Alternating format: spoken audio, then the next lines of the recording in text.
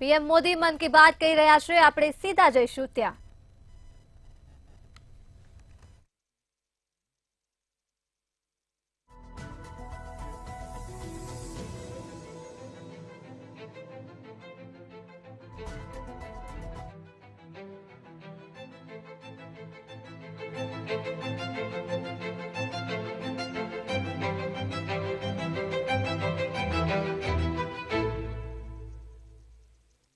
मेरे प्यारे देशवासियों, नमस्कार। मन की बात में एक बार फिर हमें जुड़ने का अवसर मिला है। आज का ये एपिसोड मुझे भावुक करने वाला है, मुझे बहुत सी पुरानी यादों से घेर रहा है। कारण ये है कि मन की बात की हमारी इस यात्रा को 10 साल पूरे हो रहे हैं। 10 साल पहले मन की बात का प्रारंभ 3 अक्टूबर को विजयादशमी के दिन हुआ था। और ये कितना पवित्र संयोग है कि इस साल 3 अक्टूबर को जब मन की बात के 10 वर्ष पूरे होंगे, तब नवरात्रि का पहला दिन होगा।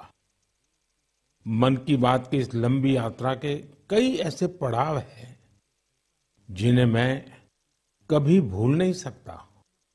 मन की बात के करोड़ों श्रोता हमारी इस यात्रा के ऐसे साथी हैं जिनका मुझे निरंतर सहयोग मिलता रहा। देश के कोने कोने से उन्होंने जानकारियां उपलब्ध कराई।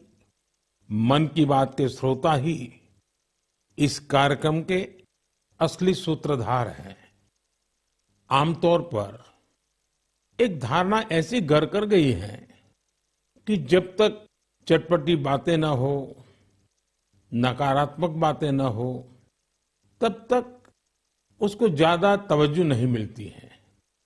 लेकिन मन की बात ने साबित किया है कि देश के लोगों में पॉजिटिव जानकारी की कितनी भूख है। पॉजिटिव बातें, प्रेरणा से भर देने वाले उदाहरण, हौसला देने वाली गाथाएं लोगों को बहुत पसंद आती हैं। जैसे एक पक्षी होता है चकोर, जिसके बारे में कहा जाता है कि वो सिर्फ वर्षा की बूंद ही पीता है। मन की बात में हमने देखा कि लोग भी चकोर पक्षी की तरह देश की उपलब्धियों को, लोगों की सामूहिक उपलब्धियों को कितने गर्व से सुनते हैं। मन की बात की 10 वर्ष की यात्रा ने एक ऐसी माला तैयार की है जिसमें हर एपिसोड के साथ नई गाथाएं, नए कीर्तिमान, नए व्यक्तित्व जुड़ जाते हैं। हमारे समाज में सामूहिकता की भावना के साथ जो भी काम हो रहा हो, उन्हें मन की बात के द्वारा सम्मान मिलता है। मेरा मन भी तभी गर्व से भर जाता है जब मैं मन की बात के लिए आई चिट्ठियों को पढ़ता हूं। हमारे देश में कितने प्रतिभावान लोग हैं, उनमें देश और समाज की सेवा करने का कितना जज्बा है। वो लोगों की निस्वार्थ भाव से सेवा करने में अपना पूरा जीवन समर्पित कर देते हैं। उनके बारे में जानकर मैं ऊर्जा से भर जाता हूं। मन की बात की ये पूरी प्रक्रिया मेरे लिए ऐसी है जैसे मंदिर जाकर के ईश्वर के दर्शन करना। मन की बात की हर बात को, हर घटना को, हर चिट्ठी को मैं याद करता हूं, ऐसा लगता है कि मैं जनता जनार्दन, जो मेरे लिए ईश्वर का रूप है, मैं उनका दर्शन कर रहा हूं।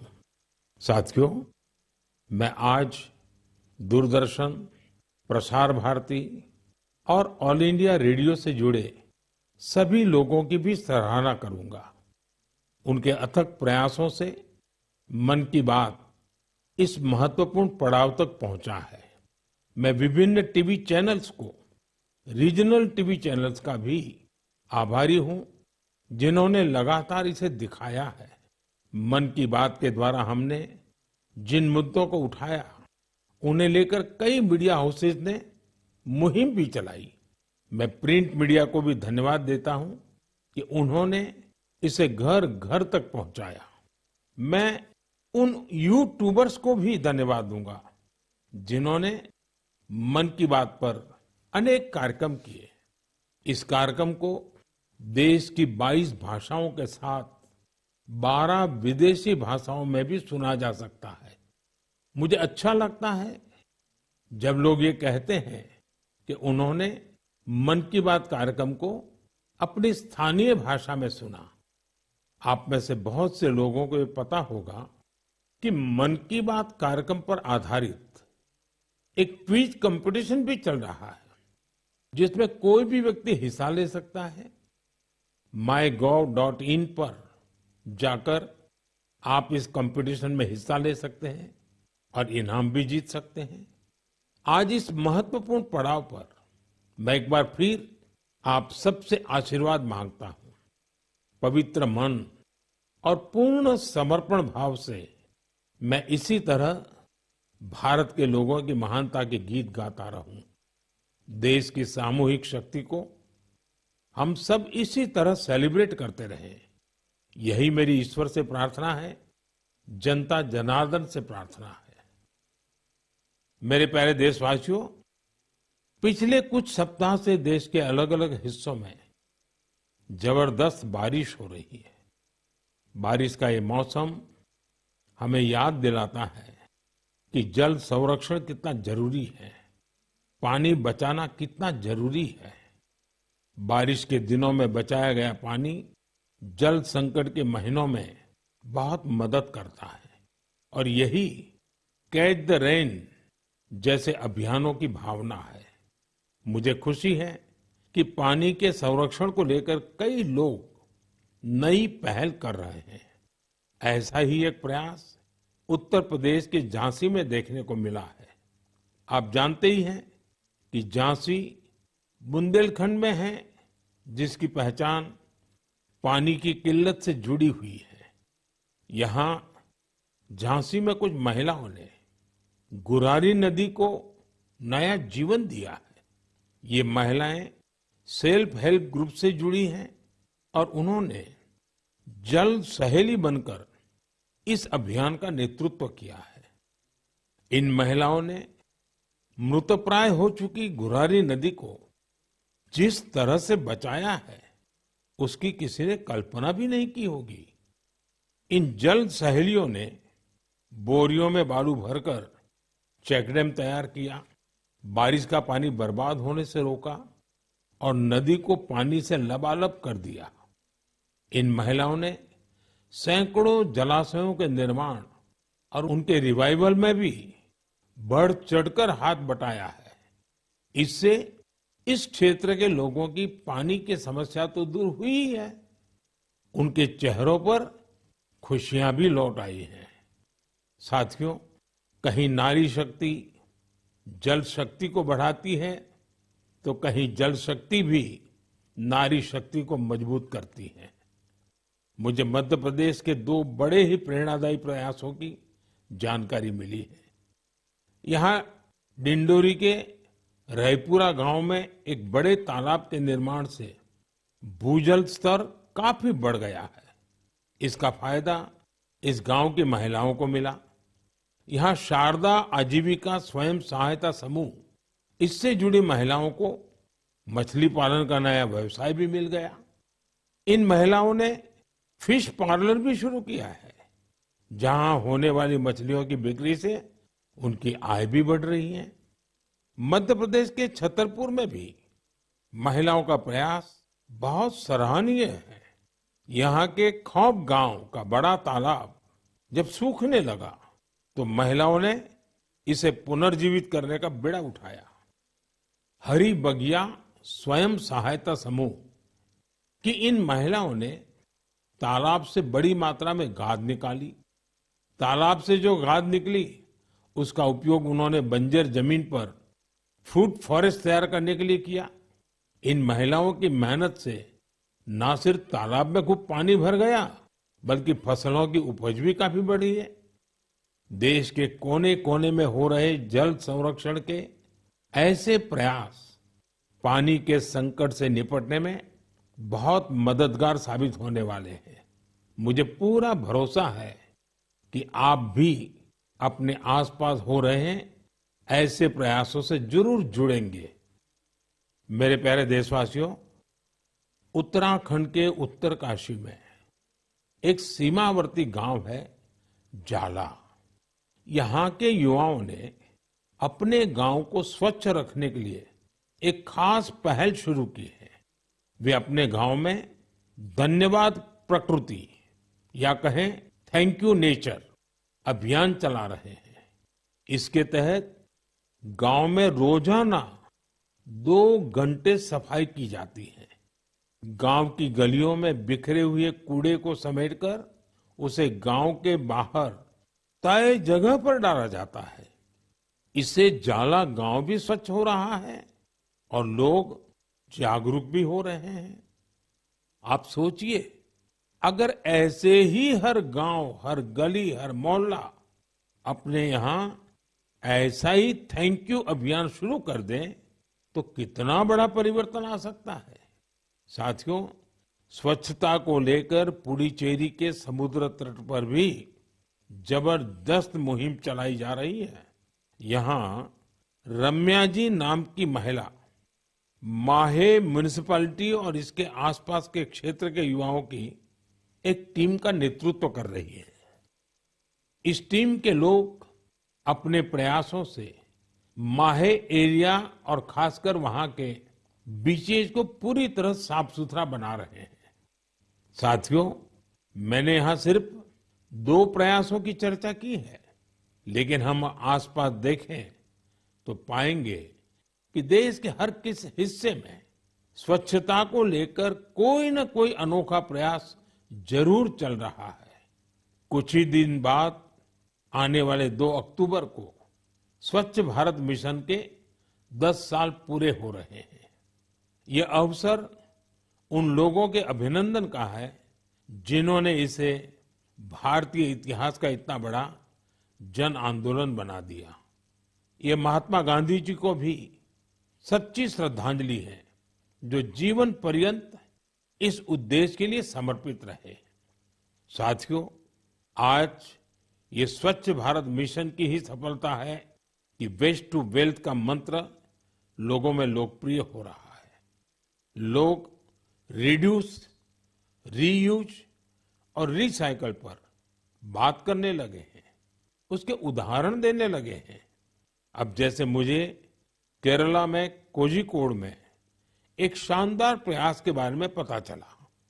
यहाँ 74 ईयर के सुब्रमण्यम जी 23,000 से अधिक कुर्सियों की मरम्मत करके उन्हें दोबारा काम लायक बना चुके हैं। लोग तो उन्हें रिड्यूस, रीयूज और रिसाइकल यानी RRR चैंपियन भी कहते हैं। उनके इन अनूठे प्रयासों को कोझिकोड सिविल स्टेशन, PWD और LIC के दफ्तरों में देखा जा सकता है। साथियों, स्वच्छता को लेकर जारी अभियान से हमें ज्यादा से ज्यादा लोगों को जोड़ना है और ये अभियान किसी एक दिन का, एक साल का नहीं होता है। ये युगों युगों तक निरंतर करने वाला काम है। ये जब तक हमारा स्वभाव बन जाए स्वच्छता, तब तक करने का काम है। मेरा आप सबसे आग्रह है कि आप भी अपने परिवार, दोस्तों, पड़ोसियों या सहकर्मियों के साथ मिलकर स्वच्छता अभियान में हिस्सा जरूर लें। मैं एक बार फिर स्वच्छ भारत मिशन की सफलता पर आप सभी को बधाई देता हूं। मेरे प्यारे देशवासियों, हम सभी को अपनी विरासत पर बहुत गर्व है और मैं तो हमेशा कहता हूं, विकास भी, विरासत भी। यही वजह है कि मुझे हाल की अपनी अमेरिका यात्रा के एक खास पहलू को लेकर बहुत सारे संदेश मिल रहे हैं। एक बार फिर हमारी प्राचीन कलाकृतियों की वापसी को लेकर बहुत चर्चा हो रही है। मैं इसे लेकर आप सबकी भावनाओं को समझ सकता हूं और मन की बात के श्रोताओं को भी इस बारे में बताना चाहता हूं। साथियों, अमेरिका की मेरी यात्रा के दौरान अमेरिकी सरकार ने भारत को करीब 300 प्राचीन कलाकृतियों को वापस लौटाया है। अमेरिका के राष्ट्रपति बाइडेन ने पूरा अपनापन दिखाते हुए डेलावेयर के अपने निजी आवास में इनमें से कुछ कलाकृतियों को मुझे दिखाया। लौटाई गई कलाकृतियां टेराकोटा, स्टोन, हाथी के दांत, लकड़ी, तांबा और कांसे जैसी चीजों से बनी हुई है।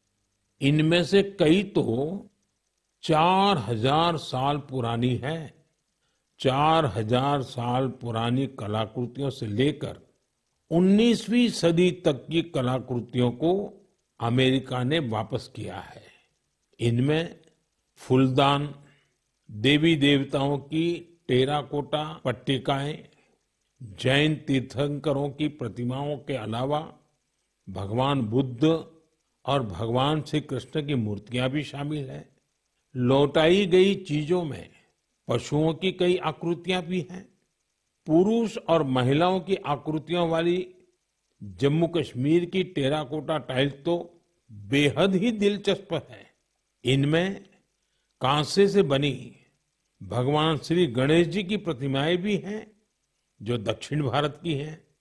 वापस की गई चीजों में बड़ी संख्या में भगवान विष्णु की तस्वीरें भी हैं। ये मुख्य रूप से उत्तर और दक्षिण भारत से जुड़ी हैं। इन कलाकृतियों को देखकर पता चलता है कि हमारे पूर्वज बारीकियों का कितना ध्यान रखते थे। कला को लेकर उनमें गजब की सूझबूझ थी। इनमें से बहुत सी कलाकृतियों को तस्करी और दूसरे अवैध तरीकों से देश के बाहर ले जाया गया था। यह गंभीर अपराध है। एक तरह से यह अपनी विरासत को खत्म करना जैसा है। लेकिन मुझे इस बात की बहुत खुशी है कि पिछले एक दशक में ऐसी कई कलाकृतियां और हमारी बहुत सारी प्राचीन धरोहरों की घर वापसी हुई है। इस दिशा में आज भारत कई देशों के साथ मिलकर काम भी कर रहा है। मुझे विश्वास है, जब हम अपनी विरासत पर गर्व करते हैं तो दुनिया भी उसका सम्मान करती है। और उसी का नतीजा है कि आज विश्व के कई देश हमारे यहां से गई हुई ऐसी कलाकृतियों को हमें वापस दे रहे हैं। मेरे प्यारे साथियों, अगर मैं पूछूं कि कोई बच्चा कौन सी भाषा सबसे आसानी से और जल्दी सीखता है, तो आपका जवाब होगा मातृभाषा। हमारे देश में लगभग 20,000 भाषाएं और बोलियां हैं और ये सब की सब किसी न किसी की तो मातृभाषा है ही है। कुछ भाषाएं ऐसी हैं जिनका उपयोग करने वालों की संख्या बहुत कम है। लेकिन आपको ये जानकर खुशी होगी कि उन भाषाओं को संरक्षित करने के लिए आज अनोखे प्रयास हो रहे हैं। ऐसी ही एक भाषा है हमारी संथाली भाषा। संथाली को डिजिटल इनोवेशन की मदद से नई पहचान देने का अभियान शुरू किया गया है। संथाली हमारे देश के कई राज्यों में रह रहे संथाल जनजातीय समुदाय के लोग बोलते हैं। भारत के अलावा बांग्लादेश, नेपाल और भूटान में भी संथाली बोलने वाले आदिवासी समुदाय मौजूद है। संथाली भाषा की ऑनलाइन पहचान तैयार करने के लिए ओडिशा के मयूरभंज में रहने वाले श्रीमान रामजी टूडू एक अभियान चला रहे हैं। रामजी जी ने एक ऐसा डिजिटल प्लेटफॉर्म तैयार किया है जहां संथाली भाषा से जुड़े साहित्य को पढ़ा जा सकता है और संथाली भाषा में लिखा जा सकता है। दरअसल कुछ साल पहले जब रामजीत जी ने मोबाइल फोन का इस्तेमाल शुरू किया तो इस बात से दुखी हुए कि वो अपनी मातृभाषा में संदेश नहीं दे सकते। इसके बाद वो संथाली भाषा की लिपि ओल्ड चिकी को टाइप करने की संभावनाएं तलाश करने लगे। अपने कुछ साथियों की मदद से उन्होंने ओल्ड चिकी में टाइप करने की तकनीक विकसित कर ली। आज उनके प्रयासों से संथाली भाषा में लिखे लेख लाखों लोगों तक पहुंच रहे हैं। साथियों, जब हमारे दृढ़ संकल्प के साथ सामूहिक भागीदारी का संगम होता है, तो पूरे समाज के लिए अद्भुत नतीजे सामने आते हैं। इसका सबसे ताजा उदाहरण है एक पेड़ मां के नाम। ये अभियान अद्भुत अभियान रहा। जन भागीदारी का ऐसा उदाहरण वाकई बहुत प्रेरित करने वाला है। पर्यावरण संरक्षण को लेकर शुरू किए गए इस अभियान में देश के कोने कोने में लोगों ने कमाल कर दिखाया है। उत्तर प्रदेश, गुजरात, मध्य प्रदेश, राजस्थान और तेलंगाना ने लक्ष्य से अधिक संख्या में पौधारोपण कर नया रिकॉर्ड बनाया है। इस अभियान के तहत उत्तर प्रदेश में 26 करोड़ से ज्यादा पौधे लगाए गए। गुजरात के लोगों ने 15 करोड़ से ज्यादा पौधे रोपे। राजस्थान में केवल अगस्त महीने में ही 6 करोड़ से अधिक पौधे लगाए गए हैं। देश के हजारों स्कूल भी इस अभियान में जोर शोर से हिस्सा ले रहे हैं। साथियों, हमारे देश में पेड़ लगाने के अभियान से जुड़े कितने ही उदाहरण सामने आते रहे हैं। ऐसा ही एक उदाहरण है तेलंगाना के एन राजशेखर जी का। पेड़ लगाने के लिए उनकी प्रतिबद्धता हम सबको हैरान कर देती है। करीब 4 साल पहले उन्होंने पेड़ लगाने की मुहिम शुरू की। उन्होंने तय किया कि हर रोज एक पेड़ जरूर लगाएंगे। उन्होंने इस मुहिम का कठोर व्रत की तरह पालन किया। वो 1500 से ज्यादा पौधे लगा चुके हैं। सबसे बड़ी बात यह है कि इस साल एक हादसे का शिकार होने के बाद भी वे अपने संकल्प से डिगे नहीं। मैं ऐसे सभी प्रयासों की हृदय से सराहना करता हूं। मेरा आपसे भी आग्रह है कि एक पेड़ मां के नाम इस पवित्र अभियान से आप जरूर जुड़िए। मेरे प्यारे साथियों, आपने देखा होगा हमारे आसपास कुछ लोग ऐसे होते हैं जो आपदा में धैर्य नहीं खोते बल्कि उससे सीखते हैं। ऐसी ही एक महिला है सुभाश्री, जिन्होंने अपने प्रयास से दुर्लभ और बहुत उपयोगी जड़ी बूटियों का एक अद्भुत बगीचा तैयार किया है। वो तमिलनाडु के मदुराई की रहने वाली हैं। वैसे तो पेशे से वो एक टीचर है, लेकिन औषधीय वनस्पतियां, मेडिकल हर्ब्स के प्रति उन्हें गहरा लगाव है। उनका ये लगाव 80 के दशक में तब शुरू हुआ जब एक बार उनके पिता को जहरीले सांप ने काट लिया। तब पारंपरिक जड़ी बूटियों ने उनके पिता की सेहत सुधारने में काफी मदद की थी। इस घटना के बाद उन्होंने पारंपरिक औषधियों और जड़ी बूटियों की खोज शुरू की। आज मदुराई के वेरीचियूर गांव में उनका अनोखा हर्बल गार्डन है, जिसमें 500 से ज्यादा दुर्लभ औषधीय पौधे हैं। अपने इस बगीचे को तैयार करने के लिए उन्होंने कड़ी मेहनत की है। एक एक पौधे को खोजने के लिए उन्होंने दूर दूर तक यात्राएं की, जानकारियां जुटाई और कई बार दूसरे लोगों से मदद भी मांगी। कोविड के समय उन्होंने इम्यूनिटी बढ़ाने वाली जड़ी बूटियां लोगों तक पहुंचाई। आज उनके हर्बल गार्डन को देखने के लिए लोग दूर दूर से आते हैं। वो सभी को हर्बल पौधों की जानकारी और उनके उपयोग के बारे में बताती हैं। सुभाश्री हमारी उस पारंपरिक विरासत को आगे बढ़ा रही हैं, जो सैकड़ों वर्षों से हमारी संस्कृति का हिस्सा है। उनका हर्बल गार्डन हमारे अतीत को भविष्य से जोड़ता है। उन्हें हमारी ढेर सारी शुभकामनाएं।